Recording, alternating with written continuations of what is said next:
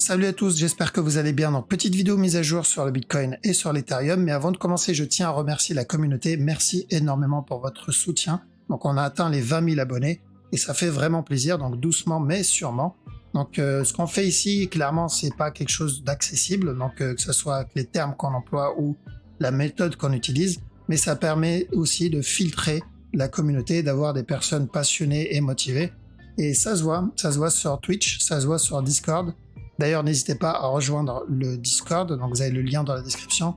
Vous allez trouver justement des lexiques, des wikis par rapport à la méthode ou plein d'autres choses. Et tout ça, ça a été fait et créé par la communauté. Donc c'est ça l'avantage d'avoir une communauté de passionnés et de motivés. Ok, donc merci à toute la communauté, ça fait vraiment plaisir. Et bienvenue aux nouveaux. Donc n'hésitez pas, persévérer, rejoignez le groupe Discord, rejoignez les lives qu'on fait. Et vous allez apprendre assez vite, vous allez comprendre comment bouge une structure, et ça n'a pas de prix, ok? Voilà, donc sans plus tarder, on va attaquer la vidéo, let's go.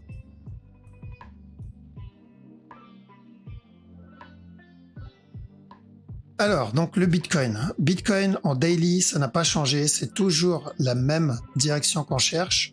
En 4 heures, hop, ici, la direction, j'ai pas enlevé les flèches. La flèche ici, c'est la flèche daily. Les deux flèches ici, c'est 4 heures. Donc ça, on est dedans. Prochaine étape, c'est ici. Dans les dernières vidéos, on avait dit quoi? Pour rappel, on a dit tant que ce bas n'est pas cassé, on cherche de l'achat. De l'achat et on fait attention dans cette zone. Parce qu'il y a deux possibilités. Ou il vient casser le top, ou sinon il monte dans cette zone pour corriger le bas qu'il a donné. Et ensuite donner un nouveau plus bas avant de casser le top. Donc les deux scénarios, comme on l'a dit, tant que ce bas n'est pas cassé, c'était de l'achat. Voilà pourquoi je privilégiais de l'achat. Donc bien joué à ceux qui ont réussi à avoir ce move. Je sais, il y en a pas mal qui sont dedans. Donc ici, quand j'ai dit on fait attention, ça ne veut pas dire on coupe tout le trade, ça veut juste dire on prend des profits et on pose le break-even. Parce que oui, il peut très bien venir casser le top tout de suite. D'accord? Et terminer le flat directement. Donc les deux scénarios restent les mêmes depuis la dernière fois. On a dit hop, on fait attention dans cette zone. Pourquoi? Parce qu'on peut avoir ça avant ça. Ou sinon, hop, il continuera à monter. D'accord? Donc si je coupe tout et que je commence à chercher de la vente, ça c'est dangereux. Donc si vous tradez en petit time frame et que vous attendez vraiment des setups et que vous avez un bon management, pourquoi pas? Sinon, ne faites pas ça. Moi, je continuerai à privilégier plutôt de l'achat. Même s'il me donne ce bas-là, c'est pas grave, j'ai pris des TP là-dedans, j'ai mis mon BE. Donc même s'il chute, je suis en profit. S'il monte, je suis en profit là-dedans, mais en plus, je continue à faire des profits. Alors que la personne qui coupe tout là, ici et il essaye de chercher de la vente, il va prendre des TP là, et il va se prendre un stop loss si le marché continue à monter. Donc le TP qu'il aura pris là, il va le perdre dans le stop loss qu'il aura pris derrière. C'est dommage. D'accord? C'est dommage. Vous mieux privilégier la grosse structure.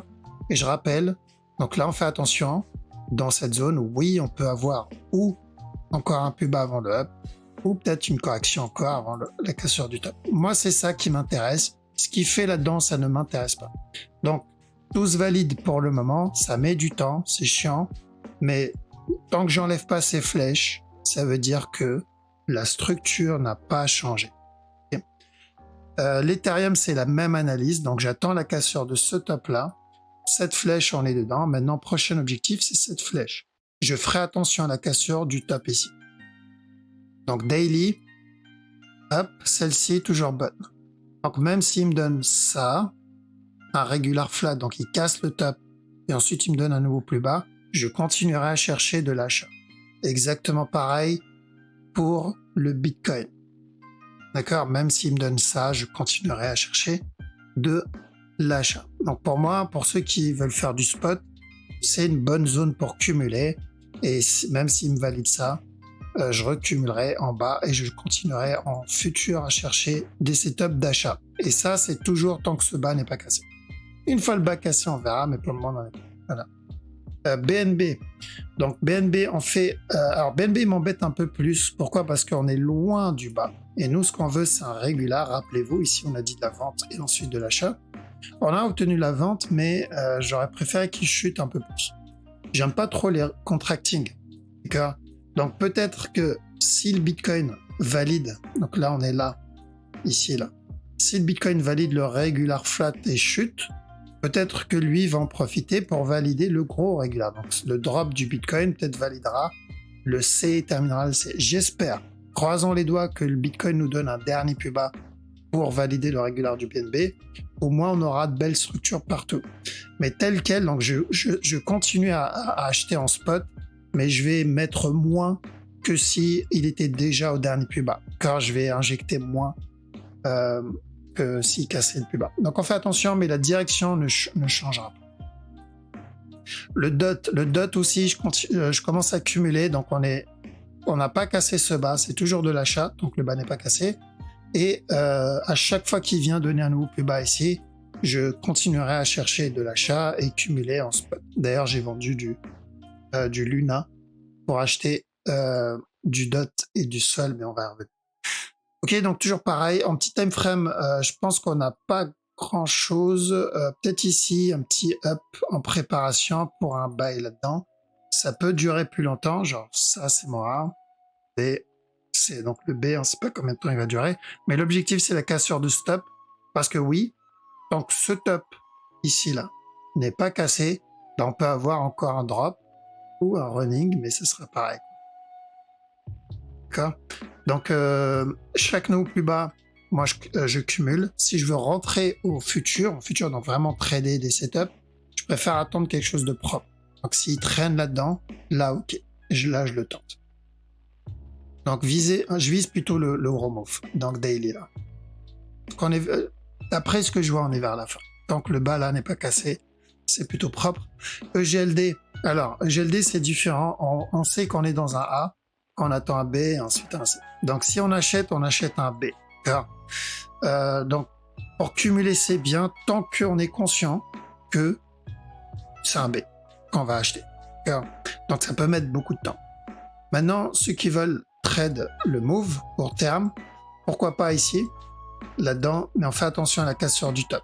Là directement, où il peut traîner encore, cassure du top, on commence à 2. Parce que pour moi, pareil, ça c'est un A, on cherche un B, et ensuite revenir péter, donner le C. Donc, pour la personne qui a acheté ici, cumulé, gardez en tête que oui, on peut avoir un B là, un C, ensuite un C avant le... Pardon, comme j'ai montré tout à l'heure. Et ça, on peut pas savoir combien de temps ça peut durer. Luna, moi j'ai pris des profits dans cette zone, donc après avoir obtenu ça, moi j'avais coupé là une partie, on a eu le drop, on a eu un buy setup ici qu'on avait annoncé ici, donc on a dit d'acheter jusqu'à au moins ce top et on se protège, on a eu ce gros up, dans cette zone moi j'ai pris des profits, pas tout, au cas où il casse le top et me donne un running flat, d'accord, et s'il donne un régular, au moins j'ai pris des profits. Ces profits là, on les réinjecte dans sol. Pourquoi? Parce que le sol, on est potentiellement vers la fin. Plus il continue à traîner dans cette zone, et mieux c'est. Mon objectif, c'est pas ce top, mais uniquement un B. Si ça c'est mon A, je vais chercher un B, et ensuite je le laisserai faire le C. S'il veut me faire le C, je m'en fous. Pourquoi? Parce que j'ai plus de chances de faire un 100% dans cette zone s'il vient me chercher un B. J'ai plus de chances d'avoir 100% juste pour une correction, je vais même pas chercher le top, plutôt qu'avoir 100% sur le Luna à partir de là. Donc pour avoir 100%, donc la même chose que l'autre, c'est tout ça qu'il doit faire. D'accord?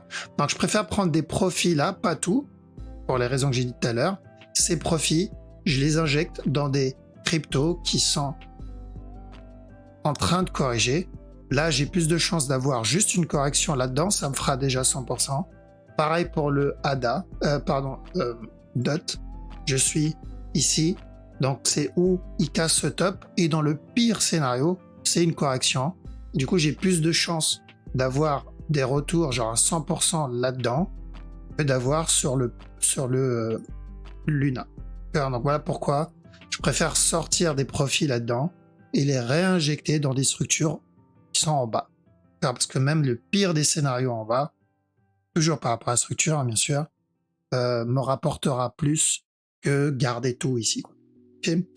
Voilà, donc je sais que ceux qui ont de l'expérience, vous savez déjà tout ça, ça vous paraît logique. Et là, je m'adresse principalement aux débutants, histoire qu'ils aient une idée sur comment gérer le trade, quoi, parce que beaucoup restent dedans, ils savent pas trop quoi faire, comment faire. Voilà, ça peut leur donner un petit coup de pouce. Et Apples, vite fait, parce que je l'ai pas vu. Donc, bonne zone pour cumuler, pas à trade, mais à cumuler, ça peut être pas mal. D'accord? Pour la même direction. Parce que la trade, c'est pas intéressant. Maintenant, ceux qui veulent le trade, faites gaffe au regular flat là-dedans. Ça comme A, ça comme B. Casseur du top, vous devez faire attention parce qu'on risque encore à nouveau plus bas. Ok, voilà. Donc on a fait le tour. Donc ça se passe plutôt bien pour le moment. On est dans la zone de warning ici. D'accord? On fait attention dans cette zone au cas où, parce que je ne sais pas s'il va me donner une structure plus complexe ou pas. Mais notre objectif, c'est toujours cette flèche une fois que celle-ci est terminée. Et de l'achat. Voilà, donc je vous laisse ici. Passez une très bonne soirée. Donc n'hésitez pas à nous rejoindre mercredi en live. Donc on fait un live tous les mercredis à 19h et vendredi à 19h. Donc n'hésitez pas à venir faire un tour. Voilà, donc passez une bonne soirée. Je vous dis à la prochaine. Ciao.